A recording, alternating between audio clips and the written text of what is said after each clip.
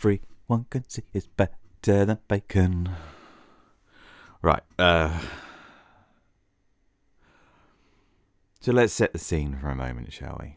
Firstly, I wish my voice was this deep all the time, but it's not. And it's 6:31 in the morning. I've just made myself a cup of tea. I'm very restless and I couldn't sit in bed. I've left the missus fast asleep, and there's a video that I've needed to make for quite some time now. And because my brain was going for it, I just thought, get up, Dave, get up, make the video, get it out of the way, get it done. And if you do the first draft and it's awful and you have to redo it, then so be it.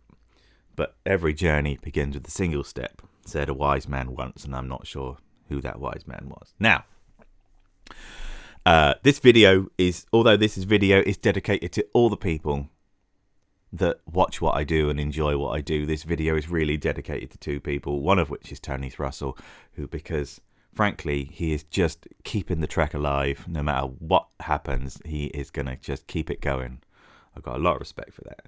And the other one is Mr. Simon Merks, Papa Smurf of the Kit Factory. And he will know why, and lots of people will know why. But he runs a place called Styrene Dreams, which is a model page on Facebook. And there's some really good stuff on there, but there's lots of Trek stuff on there, and it's just really reignited my Star Trek love. Now, the reason I'm talking about this is because I built a spaceship. I built a Revell 1600 original series USS Enterprise. And the reason this video is probably fairly difficult to make is because me and the missus had a little bit of a tragedy last year, in that we had a little boy and he was born premature and he didn't make it. And I've never spoken about it on YouTube because YouTube has always been something that I've done for over a decade. YouTube has been something that I have enjoyed and revelled in and been silly on and been drunk on and been sensible on, and shared all of my wins and fails and flaws and victories and stuff like that. And having a little one that didn't make it just changes everything. Absolutely everything. And the problem is, and I've spoken to my psychiatrist, and people often sit there and go, you've got a psychiatrist, you must be mental. But trust me, everyone could do with a psychiatrist. Absolutely everyone could do with a psychiatrist for a little while, just to go and talk about how you see the world and what makes you sad. Because trust me, a lot of the stuff is in your own head and not someone else's, and sometimes you just need to detangle the ball of wool that is your own brain. Anyway, I haven't been out of YouTube. I've really struggled doing it, because I think when you do suffer a tragedy, you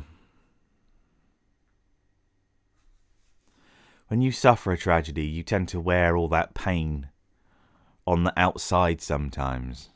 And while no one else can see it at all, you can see it, you know it's there. And that is a very, very heavy chain to wear around your neck. And every time I tried to do a YouTube video, every time I tried to get happy old Dave out of the closet and come and talk about a toy or a model car or a spaceship or a film or a cartoon or anything, I couldn't do it.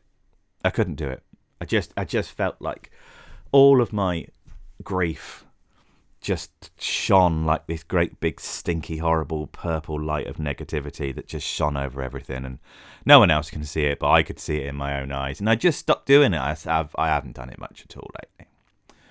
And one day I was clearing out the Dave cave, because having a Dave cave with all of these robots in it and not using it, because I've stopped doing YouTube, and because I've kind of gone off Hasbro stuff, and because what I'm buying is ridiculously expensive third-party stuff, which doesn't come along as often as I would like and costs a lot more than I would want sometimes.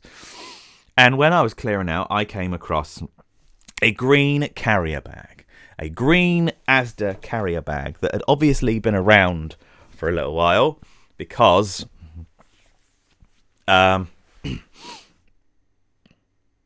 it had faded and the plastic had gone all old and UV-ish, and it wasn't quite as nice as it maybe should have been.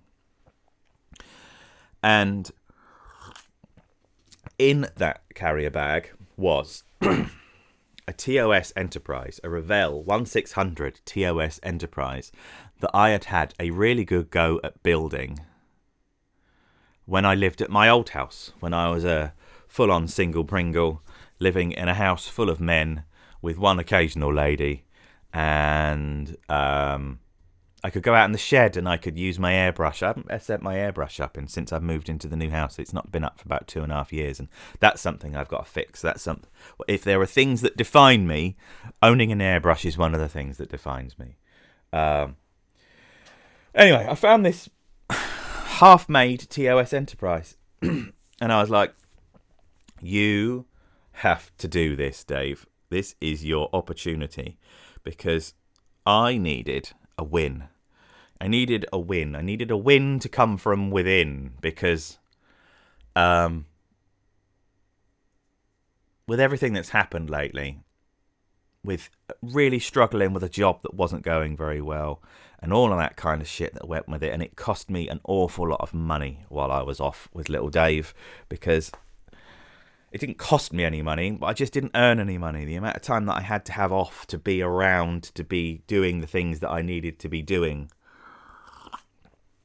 it just drained an awful lot of money, and I'm happy with that. I'd make the decisions that I make were all the right decisions in my head. But once you're left with no baby at the end of it, and you've just spent every penny that you've got on not being at work and having lots of time off, you just sit there and think, well, what have I got?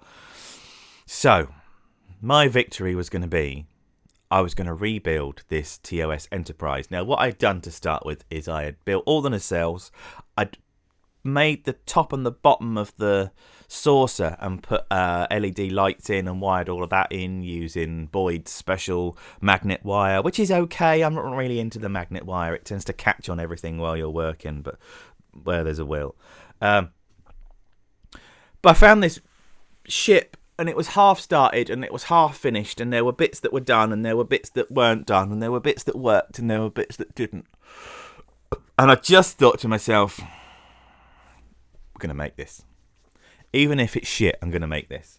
And the reason was because I have got so many half-finished models, because I really struggle with finishing models, because a finished model is a model that people can criticise, and an unfinished model no one can criticise, and that's fine with me.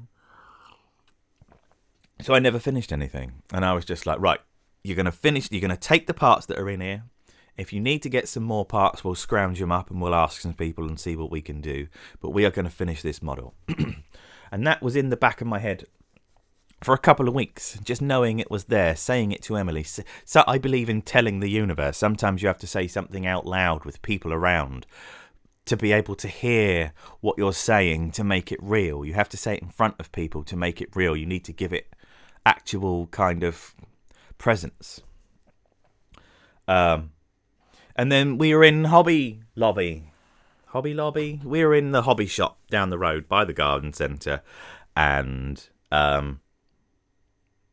they had a 1600 Enterprise in there, and it was a little more than I wanted to spend, and it was right in the middle of not having any money and thinking, oh shit, and it was right in the middle of getting made redundant and being laid off, and I didn't have any money to spend, but I was in there and the ship was there, and it was 35 quid. 35 quid isn't that much money for a ship like that.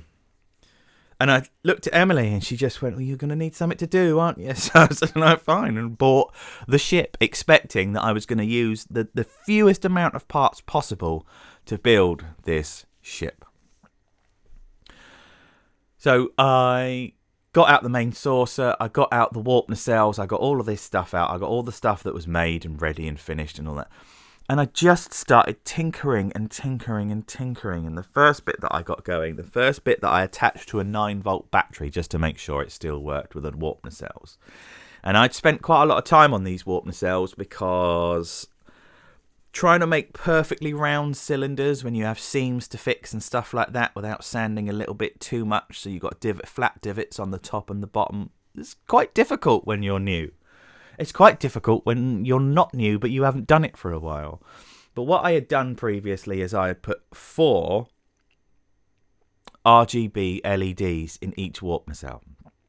And the plan for doing that was each nacelle, each LED starts on a colour, and then they all change their sequence: red, green, blue, red, green, blue, red, green, blue. They all change in the same order, but they never ever change in the same rate. There's a little diode or whatever that's in the actual LED itself that means when they rotate and they change colour, they all go at a slightly different tempo. So for the first couple of minutes of having them on, they will all change red to green to blue and then keep going and going and going. But when you've had it on for 2 or 3 minutes and they've all started to go out of sync, it means that you get one that's on red and one that's on green, and it makes loads and loads of really amazing shades on the facade collectors, which isn't canon. But at the time when I started building this stuff, it just seemed like a really good, cheap, out-of-box, Bosch, let's build a spaceship operation. So, wired them up, got all excited, got all revved up to do it. And then as soon as I did that, I took the bridge and wired all of that up and got all excited to go and do all of that sort of stuff. But when I connected up the secondary hull had a short in it and didn't work. Or more to the point, it did work until I sealed everything up and made it all look nice and painted it the colour that I wanted it, and then plugged the battery back on when it was all back together, and it had just magically stopped working, which is pain. So, tried to fix it as much as I possibly could. And in the end, I just went, you know what? Fuck it. And ripped the whole thing apart because there's no point. There's no point in sort of titivating and procrastinating over bits that don't work when I've got this whole box full of spares. So I ripped it in half, took all the gubbins out the inside. And then after playing with it for a whole afternoon of having nothing to do because I've got no job, turned out I didn't use any of the original parts or any of the original wiring, and I'd already gone out and bought a whole new load of LED tape to go in there because the colours didn't match and all of that sort of stuff. But I wasn't going to spend loads of money. This isn't a spend loads of money project. This isn't a tenor controls Bassard collector circuit in the engines. This is, you've got what you've got and you're just going to bloody finish it, Dave. So, took it all apart. Put it all back together. Took it all apart, put it all back together, which actually turned out to be the very, very best thing that I could, because originally I had one strip of LEDs that glued to the bottom of the substructure inside that hit the top of the ship and then bounced around because you paint the inside of the ship white. But what I did in the end was take a strip that I super glued to the superstructure inside, because it's got quite good bracing inside, and I glued LED tape in in warm white, because that's all I had. On one side and back down the other side. Glue it all with super glue to the thing. Glue the super glue so it's upright, so each side of the LED tape is pointing at the windows in the secondary hull. Now, when I put all of this together, I was very pleased with how this turned out, because it wasn't canon, it didn't look particularly right, it hadn't been painted nicely, it wasn't the right colour, but it worked. And I'd used some very, very small gauge, I think it's 4 gauge, it's something along those lines, but it's thin wire that isn't magnet wire, which is stuff that I just prefer. It doesn't snag and catch, and you can solder it better and cut it better. And this is me going into details about stuff that you don't really need to know, but here's the crux of it. I rebuilt the secondary hull. I rebuilt the main saucer, because the main saucer had really, really bright white LEDs in. So I ripped all of those out and then found out that the structure wasn't quite good. So ended up throwing the old saucer section back in the green bag that it came out of. Took all the new parts, painted all the new parts, got all the new parts working, put warm white LEDs in there to match the warm white LEDs or LED tape in the bridge. And then I went up in the loft and dug through all of my 1350 stuff and found out that I had a load of resistors and a load of bright white LEDs. So the planetary dome and the dome where the bridge would be both got little tiny saucers cut out of old polystyrene cups that we had from Little Dave's funeral that were dead flat. And then I super glued those into the main structure of the doodad. Drilled a hole down through so the bright white wouldn't interfere with the warm white. And then as soon as I did that little bit of DIY Super Dave construction, I got a proper hard-on for doing this project. Because that was me using my brain ingeniously to solve a problem that didn't exist, but at the same time, me using that part of my brain really, really excited me. It really gave me like hope for the future. That's the bit that turned this project from just this is finding something to do to this is going to be like the best that I can make it without spending a huge amount of money. Then I had some green LEDs, then I had some red LEDs, then I decided that I was going to put the green and red LEDs in the thing, and that worked really nicely, and I put white LEDs in the thing below, and then when I was trying to glue the saucer section together, I bent the wires over too much on one of the white LEDs, and the white LEDs on the bottom of the saucer section broke. And then I started doing loads of homework because I started watching loads of old videos of when they were filming the studio miniature of the original series Enterprise. And while every single model I've ever seen has got white nav lights on the bottom of the saucer and red and green nav lights on the top of the saucer, I distinctly, and put on Styrene Dreams, and loads of people sat there and went, "Oh, you are right, fucking I didn't know that."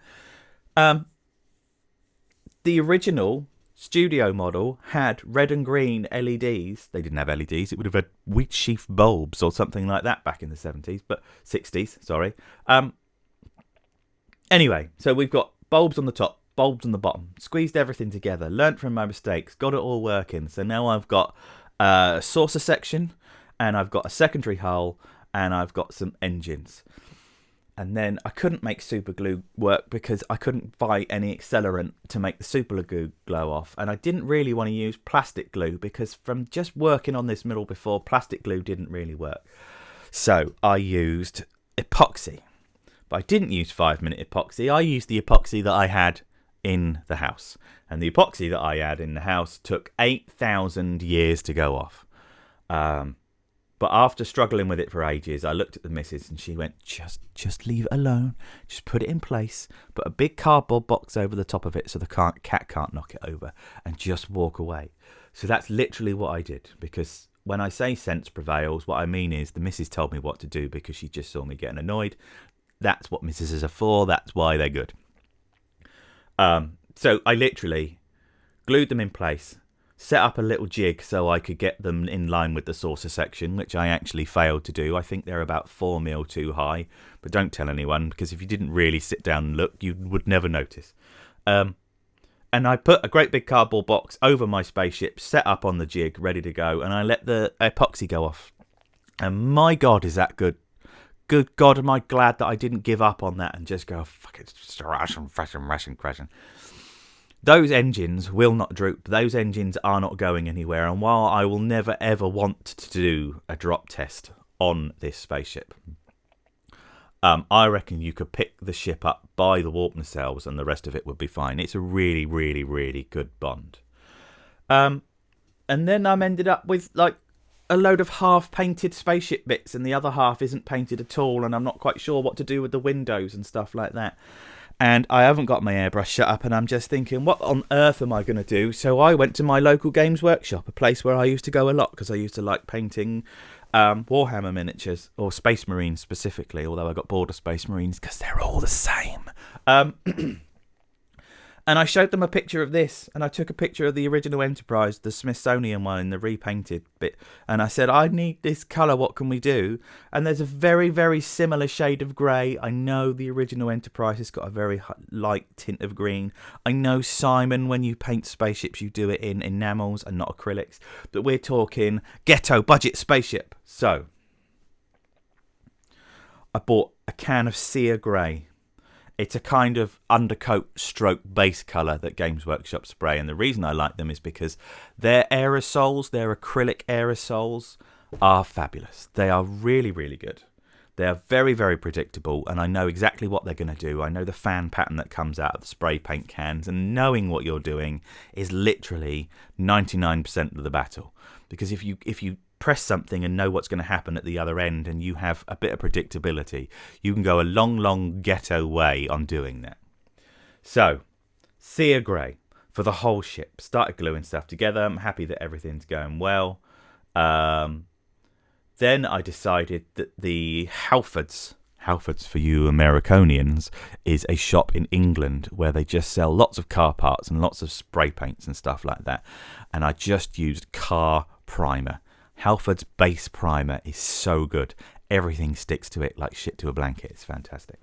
But the accent colours on the Enterprise, after buying 2 or 3 different colour rattle cans just to get all the darker greys going, none of them really worked. And the only one that looked anywhere near the pictures, as you can imagine, being off work, I'd done an awful lot of sitting down and looking at pictures of the original Enterprise. Rattle can primer grey is so close to the picture of the Enterprise that I've seen, and the accent colours and the dark grey bits. I left them. I painted all of those dark grey bits dark grey. And then what I've done, which has made a really, really nice hint to it, it's not canon, but it's just something that I like for me, is that all of the Sear Grey, all of the light grey that's on there, has got a satin sheen over the top of it. All of the dark grey accent colours, like the strip that goes down the back of the saucer, the warp nacelle, the impulse engines, the markers that are just behind the Bassard collectors on the bottom of the warp nacelles, all of that sort of stuff, all that's matte.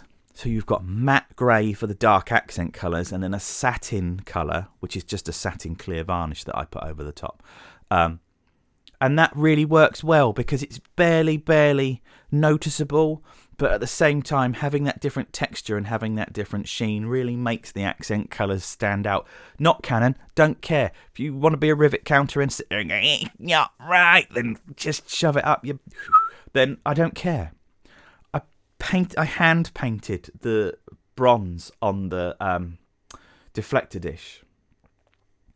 I sat down for hours with some canopy glue, the canopy glue that Boyd from Trekworks recommends, and that didn't go as well as I would like because it went a bit thick on the hull, and I wish I'd taken some more time with some 800 grit just to sand it all down really, really smooth, get it right before I put the decals on. But that's okay, it's a learning process, isn't it? The decals went well. All of the windows have got clear wood glue in them, so you don't see any really hot spots. You don't see any twinkles in between all the windows. Most of the windows have got a really nice dispersion of light in them. I just did it. It's finished. I took photos. I took a photo and I put it on Instagram the other day of I have a little music studio because I make music as well, and my Enterprise currently is sat on one of my speakers on a piece of foam so it doesn't vibrate and the bass doesn't shake it off. And I turned all the lights off, and the only light at about 8 o'clock at night it's dark, so we haven't done daylight savings yet. The only light in the whole place is my Enterprise, and you can still see what's going on in the room. It's a really nice ambient light with very little white but loads of colours, and the colours rotate because the LEDs in the engines rotate. This is my little win. I needed it. I did it. I've got where I need to be, and it's really, really given me this spur that I need to clean up and make some space so the missus doesn't kill me. And she actually came home the other day, and I was already in the Dave Cave collecting up all the stuff that I've done from this project, putting it in one place so I can either put it in the bin or put it in storage in case I build another one another day, because I quite like to do the destroyed one from the one with the big wormy thing in space.